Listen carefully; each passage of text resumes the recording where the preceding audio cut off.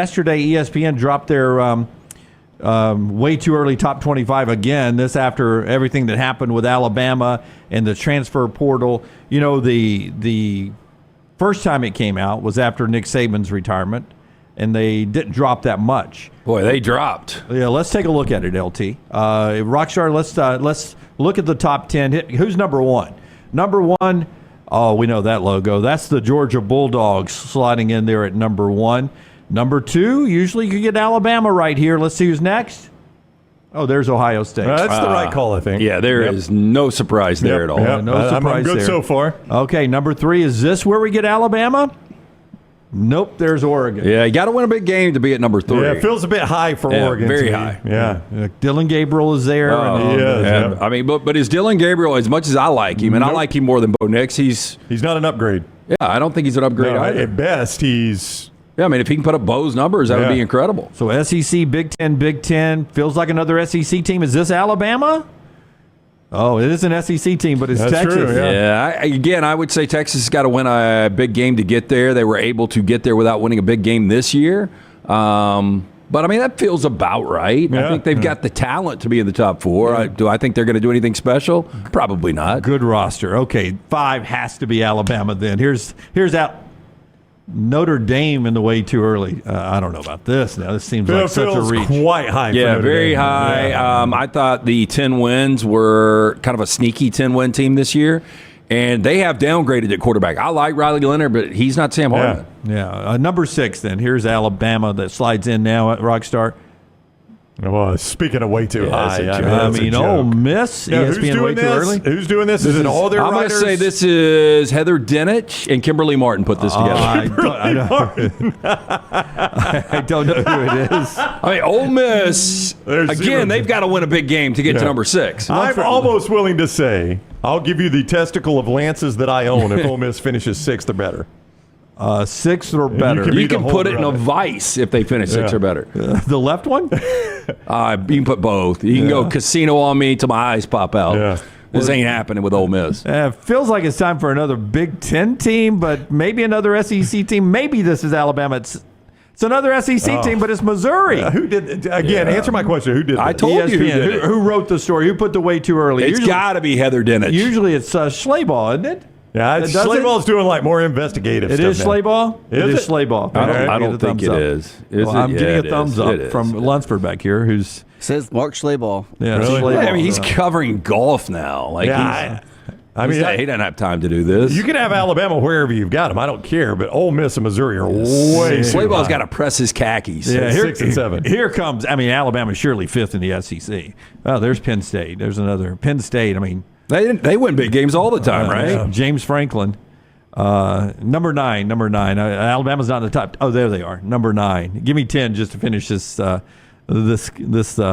exercise out. There's Utah, which is a Big 12 team now, right? Finally. Where's the defending champion?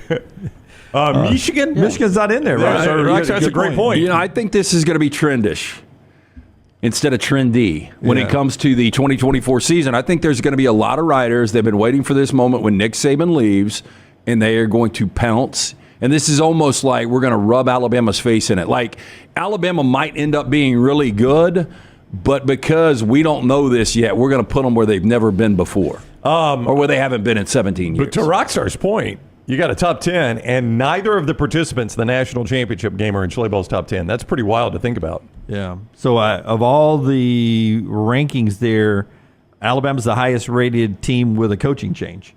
Okay.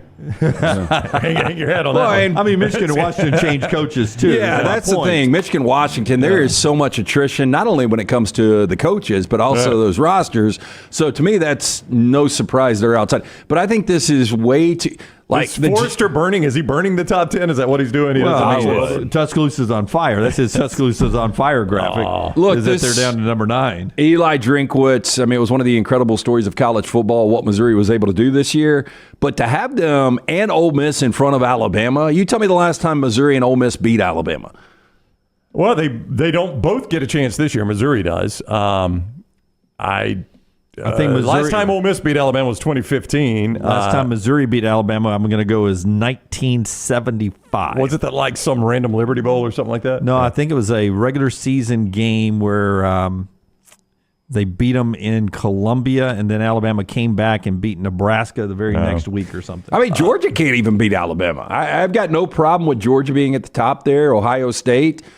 Then it becomes really, I mean, obviously this is all subjective, but I just don't understand the Oregon Ole Miss love. I just don't get it. And the Notre Dame love. Yeah, I think Oregon is too high, but I have no problem with Oregon being in the top 6 or 7. Ole Miss and Missouri, I've got a problem with them being in the top 6 or 7. I think they're both too high. Yeah, and Penn State's too high. Notre Dame's too high. This is an absolute joke. And that's your ESPN way too early. They do say way too early right there, Lance. It's way too early to do this. We do it right after the national championship, and now that the portal has settled down, there you go. The ESPN way too early top 25 out yesterday.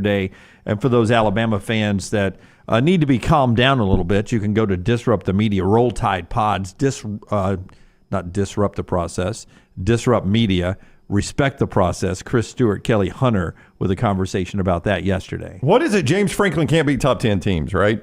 Yeah. Yes. I mean, he's terrible against top 25s, but top 10s, it's just. But I'll tell you this, he's only probably going to catch one top 10 team all year, depending on how USC plays. In the new Big Ten, he'll only get one top 10 team? Yeah, listen to this schedule. They open at West Virginia. They play Bowling Green. They got a bye week. They play Kent State. They play Illinois. They play UCLA. All those are at home. They're at USC October 12th. There's a chance USC could be in the top 10 by then. Great uniform game. That is a good uniform. I mean, game. possibly. I mean, there's a chance. Yeah, a lot's going to depend on what happens in Las Vegas week 1. I mean, if USC beats LSU, they're probably in the top 10 week 2. Yeah. Bye week at Wisconsin. I don't see a scenario where Wisconsin makes their way into the top 10. That'd Probably be hard not, to believe. no. I would take Wisconsin right now for whatever amount that they win the game straight up. At Whiskey? Yeah. You want to stake on that one? Wait, that Wisconsin beats Penn State straight up. It's on the road now. It's at Camp Randall. And I get road team Penn State. You can have as much James Franklin as you want. I can't.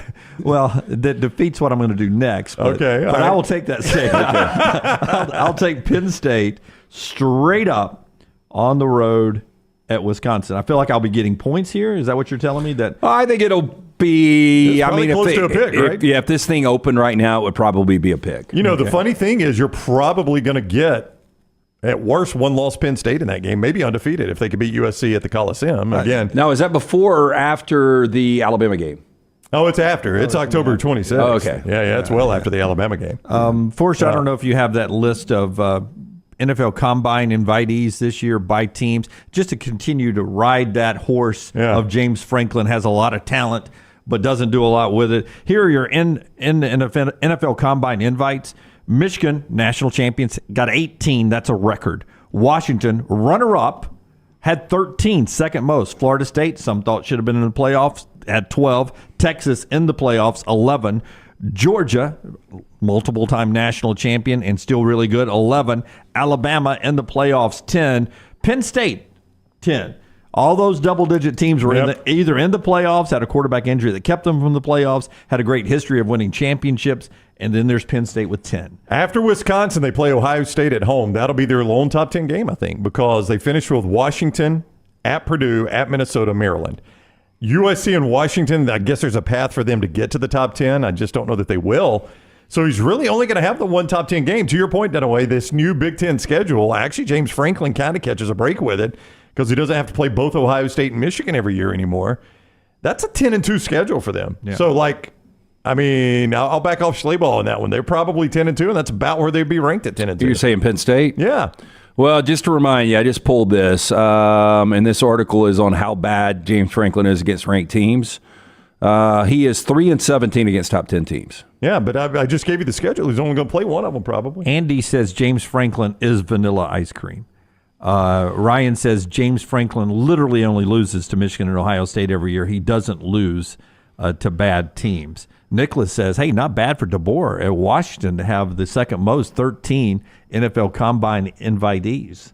That Washington team apparently was pretty talented, especially at that, receiver position. I see what Ryan's saying about Franklin, But again, if you're Penn State, you shouldn't lose to those teams every year, right?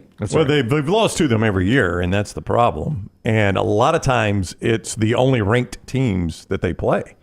Or certainly the only top 10 teams they play. I mean, I think that's our criticism of James Franklin is he just doesn't beat top 10 teams. And by the way, his record tells you that. We're not being subjective here. Lance, this is statistics. This is what he does against top 10 teams. He loses games. Yeah, and outside of top 10, he's lost 3 consecutive games to ranked 10s outside of the top 10. Royal Payne says Kiffin, though, is just like James Franklin, 3-20 or something like that against 9 win or better teams. That is correct. So it's basically like Franklin. Yeah, again, and I guarantee if you pulled Dan Lanning, you would see the same thing with Dan Lanning. I mean, and probably Sark. These guys can't beat top-end teams. Kiffin's best. Sark has that win at Alabama. Yeah, He does. Yeah, I mean, they've all got. I mean, I say that about Lanning. I don't know if he's even got one, but they've all got a couple. Kiffin's best win at Ole Miss was last year against LSU. I can't remember where LSU was ranked in that game, but that was his best win. I think maybe ranking-wise, people would say it was Kentucky 2 years ago. Yeah, well, what about did they beat Penn State in a bowl game? Okay. Yeah, regular season. They did beat Penn State in this past bowl game. Okay. You know how I feel about bowl Lane games, Kiffin is 3-15 against top 10s. Yeah. Now, I mean, to Lance's point, though, I think most coaches take away Kirby Smart, and now that Nick Saban's retired, and probably Dabo, probably most coaches you're going to find have a bad record against top 10 teams. Most of them. The vast majority do.